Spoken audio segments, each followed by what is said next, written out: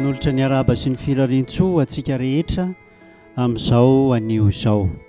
Ny fiadanan'Andriamanitra sy ny fahasoavan'i Jesosy Kristy anie ho amintsika tsirairay avy eo am-panarahana ity fandarana ity ka mba hitondra fitahiana sy fanambinana ary fahasoavana ho antsika rehetra ny fanarahana izao fandarana manokana izao.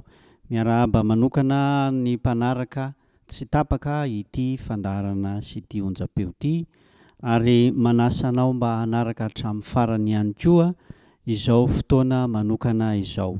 Ny lohahevitra dia ny tombontsoa nomen'Andriamanitra antsika ary ny lohateny androany dia hoe tombontsoa men'Andriamanitra antsika androany ny fibebahana, na ny hoe tombontsoa men'Andriamanitra antsika ny mibebaka. Tombontsoa lehibe omenantsika ny mibebaka. Andeha isika hivavaka mialohany andiniantsika izany tenin'Andriamanitra izany. Hivavaka isika. Rainay izay any an-danitra, misaotra anao zahay mbola nahazahoanay indray ity fotoana ity, nanomezanao izany ahafahanay manatanteraka izao fotoana izao, ahafahanay mandinika sy mamakafaka ny teninao. Mpanompo tsy mahasoa ihany zahay, mamindrafo aminay ary mamelany elokay. Fa mangataka ny hery avy aminao dia ny fanahinao masina mba hiasa ao anatinay, indrindra mandritra izao fotoana andinihanay ny teninao izao, ka dia mba hitondra fampaherezana ary hitondra fanantenana hampitombo ny finoanay anie izany teny izany. Ny vavaka dia angatahanay amin'ny anaran'i Jesosy Kristy irery-any. Amen. Ny lohateny androany dia ny hoe tombontsoa omen'Andriamanitra antsika ny mibebaka. Amin'ny maha olombelona antsika dia mpanota avokoa isika rehetra, ary indraindray dia misy olona mieritreritra fa fahalemena ny fibebahana, misy olona mieritreritra fa fanambaniana tena ny fibebahana.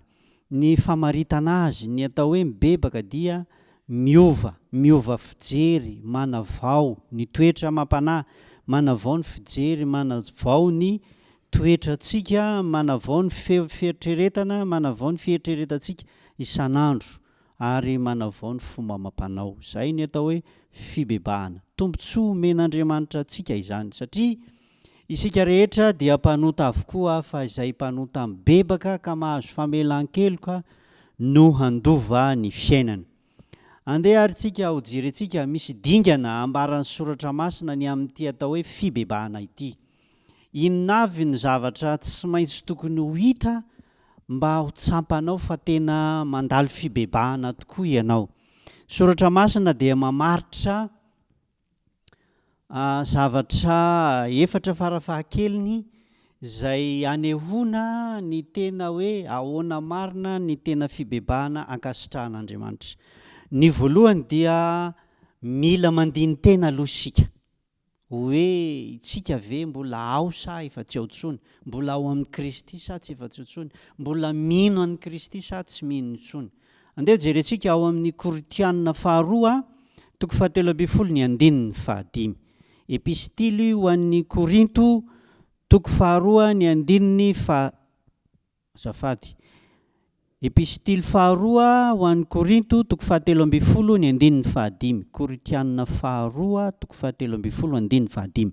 Vakitsika amin'ny anaran'i Jesosy Kristy ny teny. Dinio ny tenanareo, na mitoetra amin'ny finoana ianareo na tsia. Izaho toetra ny tenanareo, moa tsy fantatrareo va ny amin'ny tenanareo fa ao anatinareo Jesosy Kristy, raha tsy olona no lavina ianareo. Raha jerentsika izany teny izany dia misy ifandraisany amin'ilay lohatenitsika omaly. Fa eto zany dia asaintsika hoe mandiny tena. Indraindray eny amin'ny fiarahamonina eny dia rehefa misy tsy fahombiazana eo amin'ny fiainana, na hoe misy zava-manahirana misesisesy mitranga eo amin'ny fiainana, dia mametra-panontaniana ny olona na amin'ny teny manao hoe mba mandinia teny, na hoe misy zavatra efa tsy dia ara-dalàna loatra, dia matetika no misy an'izay fitenenana izay manao hoe mba mandinia tena amin'izay. Fa Andriamanitra dia miantso antsika torak'izany koa hoe mila mandiny tena isan'andro isika. Ozy izy hoe dinio ny tenanareo na mitoetra amin'ny finoana ianareo na tsy. Sika zany izay milaza fa kristianina, sika izay milaza fa mpivavaka, dia tokony andiny tena hoe za ty ve mbola ao amin'ny Kristy, so dia sanatria tsy ao amin'ny Kristy intsony. Fa lazainy fa raha mbola ao amin'ny Kristy isika, ao anatisika Kristy, dia tsy lavina isika.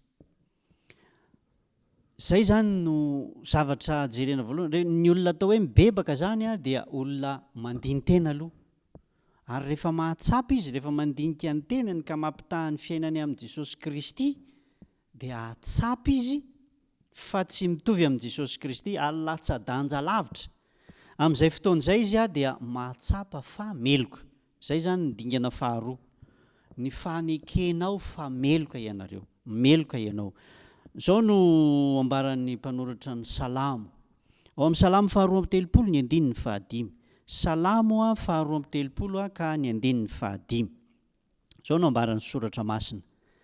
Ny fahotako nambarako taminao, ary ny heloko tsy mba nafeniko. Hoy izaho, hiaiky ny fahadisoako amin'i Jehovah aho, ary hianao dia namela ny heloky ny fahotako. Rehefa avy mandiny tena ianao ka mahatsapa fa misy zavatra tsy araka ny sitrapon'i Kristy, tsy araka ny tenin'i Kristy, tsy araka ny sitrapon'Andriamanitra niseho teo amin'ny fiainanao, dia mila manaiky ianao fa nanao fahadisoana. Ny fahotako nambarako taminao, ary tena ambara amin'Andriamanitra, tononinao amin'Andriamanitra hoe tsy nety ilay zavatra nataoko taminao. Raha nangalatra zany dia tsaratsara kokoa tononina mihitsy ilay hoe nangalatra aho tompoka dia hifonako aminao zany. Ny mpanoratra ny Salamo dia mampirisika an'izany hoe ambarao amin'Andriamanitra, ary misy mpanoratra kristianina anankiray azy dia hoe tonony amin'ny tena izy ny fahotanao, fa aza sarotsaromana, fa tena hitsory eo anatrehan'Andriamanitra, tena ekeo ny anaran'ilay fahotana izay natao. Zay ny dingana faharoa. Voalohany zany a dia ny hoe mandiny tena aloha, ary rehefa avy mandinika ianao ka mahatsapa fa meloka, dia atonony eo anatrehan'Andriamanitra izay nataonao, asehoy azy fa tsy nety zany nataonao zany. Tsy hoe tsy hitan'Andriamanitra zany raha tsy miteny ianao, fa ianao no ilan'Andriamanitra hiaiky izany fahadisoana izany mba azahoany mamela anao.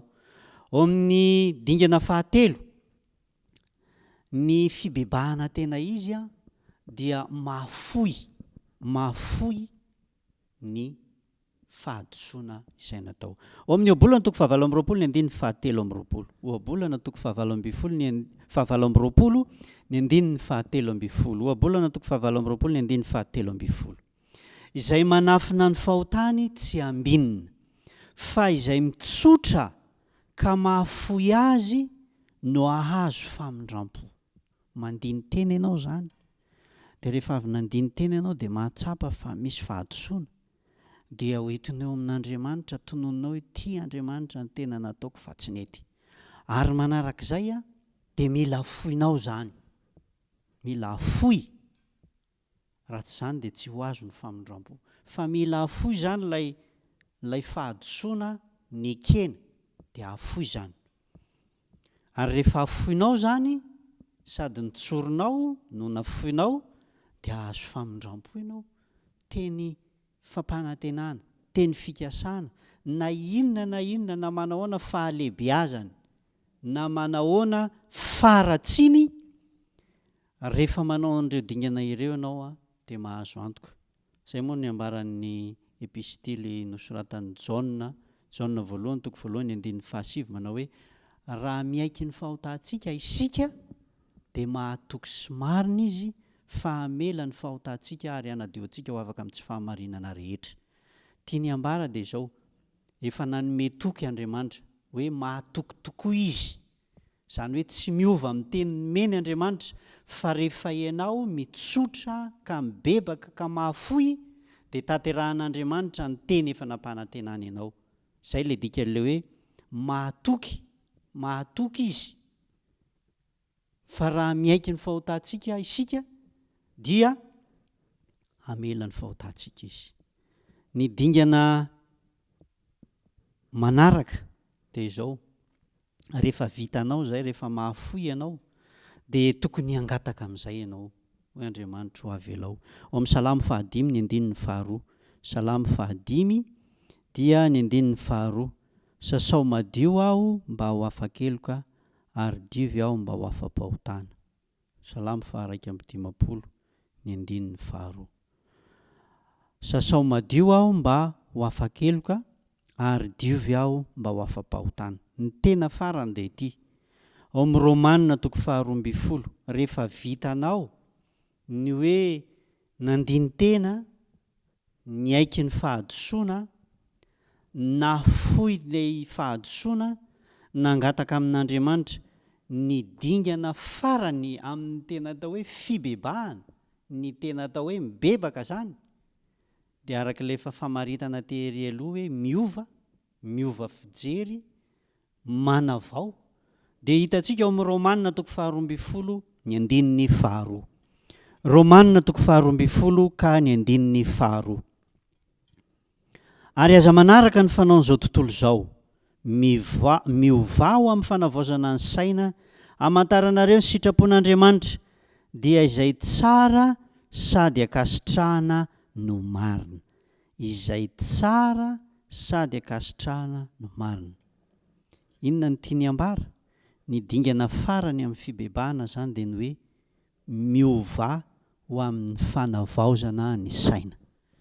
Ny tena atao hoe tombontsoa men'Andriamanitra antsika zany dia ity fibebahana ity. Satria na inona fahadosoana nataontsika, na inona faharatsiany zany, maro amin'ireo tantara amin'ny soratra masina no nilaza an'ireo fahadosoan'ireo mpanompon'Andriamanitra maro be, fa rehefa nanao izany fibebahana izany izy ireo dia nahazo famelan-keloka, ka tombontsoa omen'Andriamanitra antsika izany, ary tokony hianarantsika ny mampiatra azy amin'ny fiainantsika. Zao zany ilay izy dingana voalohany dia ny hoe mandinika ny tenantsika, hoe tena mifanaraka amin'ny sitrapon'Andriamanitra ve sa tsy ny fiainako. Rehefa manao izany ianao dia tsy maintsy ahita ianao fa tsy mifanaraka amin'ny sitrapon'Andriamanitra ny ankamaroany ny fiainana iainantsika. Ary rehefa izahay dia miaiky an'izay fahadosoana, rehefa miaiky dia afoy koa zany fa tsy hiverenana intsony, mangataka ny famelana. Ary ny lehibe indrindra dia ity: manapa-kevitra, manova ny saina, manova ny fijery, manova ny fanao mba ho olom-baovao. Toy hozy izy ny apôstôly Paoly hoe miova ho amin'ny fanavaozana ny saina, satria avy eo amin'ny saina ny atombohan'ny zavatra rehetra. Dia ovana mihitsy zany ny saina mba hanatanterahana indray ny sitrapon'Andriamanitra dia izay tsara sady akasitrahana. Andriamanitra efa nanome toky hoe mahatoky sy marina izy, tiany lazaina dia hoe sady marina Andriamanitra no miazona ny teniny meny, fa raha miaiky ny fahotantsika isika ka mahafoy izany dia hamela ny fahotantsika azy, sady hanadio antsika ho afaka amin'ny tsy fahamarinana rehetra. Ny firariana dia mba hamaly ny antson'Andriamanitra ianao ka tena hibebaka, handiny tena, hiaiky ny fahadosoana, hafoy izay mety ho fahadosoanao, ary nangataka ny famelana, hanova ny fiainanao mba olom-baovao indray ianao. Hitahianao anie ny Tompo ka mba ho ao amin'ny Kristy mandrakariva ianao, ho mpanota voavela heloka satria mibebaka amin'Andriamanitra. Hiaraka hivavaka isika ho famaranantsika izao fotoana izao. Andriamanitra rainay izay any an-danitra, misaotra anao zahay satria anotahinao ka tratra izao fotoana manokana izao.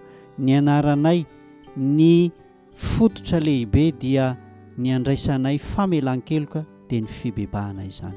Meteza Tompo hampianatra anay an'izany mibebaka isan'andro izany, miaiky ny fahotana, mandiny tena, miaiky ny fahotana, mahafoy izany, ary mamboly toetra vaovao, mamboly fisainana vaovao ao amin'ny sainay, ary mba ho fahazaranay tokoa ane izany toetra tsara ananana izany.